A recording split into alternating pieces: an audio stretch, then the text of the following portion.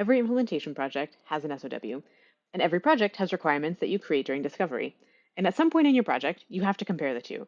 You have to look at what's in the SOW and what's in your requirements and compare where they don't line up, because requirements that aren't in the SOW are literally the definition of scope creep. So you have to check. It is essential to protecting your margin and setting the project up for success. But the problem is that today, if you're doing this, you are either doing this manually, line by line, painfully, or you're putting it into ChatGPT to compare. And either way, it's point in time, it's almost immediately out of date. But now, with Gloss's SOW Checker, you can run that comparison anytime, automatically, and get a really clear picture of how your requirements compare to what is in the contract. So let me show you how it works. Here I am in a project in Glossa. You can see I have a bunch of requirements that I have captured from Discovery. Now I'm going to go to this new tab, which is the SOW Checker. And this is where you upload your project's SOW. We're pretty agnostic on format. You can do PDF, doc, docx. You just upload it directly. It does take a second to upload and process, and let me tell you what it's doing behind the scenes. While it's processing, it's basically running a really big comparison. It's comparing every requirement in this project against every line item that we extract in the SOW. So it takes a little bit of time to do this comparison. But now that it's done, let's take a quick look at the results. At the top, you can see four numbers. We have our unmatched SOW line items, unmatched requirements, matched requirements, and resolved. In this project in particular, you can see that we have a lot of work to do just at a glance. But let's go into each one of these, starting with matched requirements. So these are requirements that Glossa has already paired with an SOW line item. For almost all your projects, this is going to be the category where you have the most likely. We have found not only where things align, but also why. So it shows you the confidence score, it shows you the reasoning. You can see exactly why Glossa thinks that these two things are matches. For every match, you have to review the recommendation. You confirm it or reject it. This judgment is yours, and we wanted to add this extra gate because this is such an important piece for scope creep, or for preventing scope creep. So for all of the match requirements, you're going to go through and say confirm to make sure that these actually are correct.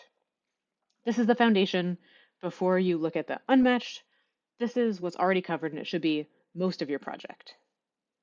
But then we get to the part that is a little bit trickier and a little bit more important. The unmatched requirements are requirements that you captured during discovery that don't have a corresponding line item in the SOW. So this is what came out of discovery that wasn't in the contract. And often this is a situation that's pretty hard to navigate. This is where you have to have a conversation and say, is this actually important? Is this worth a change order? Or is this something where maybe it's nice to have if it's very small to include, but probably this is not something that we need? A lot of the time, this is a hard conversation to have for delivery teams because they're invested in their own client success. And saying that's not in scope is sometimes really hard. So the SOW checker not only flags these for you so that you can have this conversation up front and you can have all of the auditability and source material that you need, but it also takes that burden off the team's shoulders.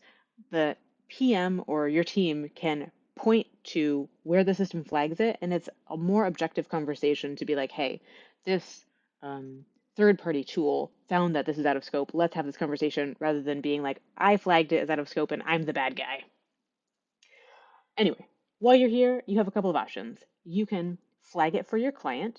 This means that you're going to have that proactive scope conversation. You can manually match. So if you know this is actually covered somewhere in the SOW, you can select which SOW line item it is. And so this will be saved as a match. Or you can just ignore. It's genuinely out of scope. It's something that you're not going to pursue. The point here is that you're making an intentional decision for each of them. And then we get to unmatched SOW line items, and this is the other side of the equation. So these are things that are committed in the SOW that never became requirements. Maybe they didn't make it into discovery, they didn't get captured, they're just missed. Obviously, this happens less commonly, but when it does happen, it's a really big mess. And so this is a way of preventing it, just cross-referencing, making sure that everything in the SOW has a corresponding requirement. And again, we have similar actions. You can manually match if it actually exists. You can choose the requirement that it matches to. You can dismiss it if it's like SOW boilerplate that doesn't need to be tracked. Or you can create a requirement directly. And this is a way for you to create a draft requirement. It's not going to have a lot of detail because it's just from the SOW, but a placeholder so that you can go back and make sure that you flesh it out so you don't forget about it. Okay, so this is your safety net. Last, we have the Resolve tab. This is your audit trail. So every decision that you've made is logged here. What was matched, what was flagged, what was ignored. Um, the only other thing that I want to call out here is that you can rerun the SOW checker at any time. You just click this rerun button and it's going to automatically try to recompare all requirements and all unmatched SOW line items.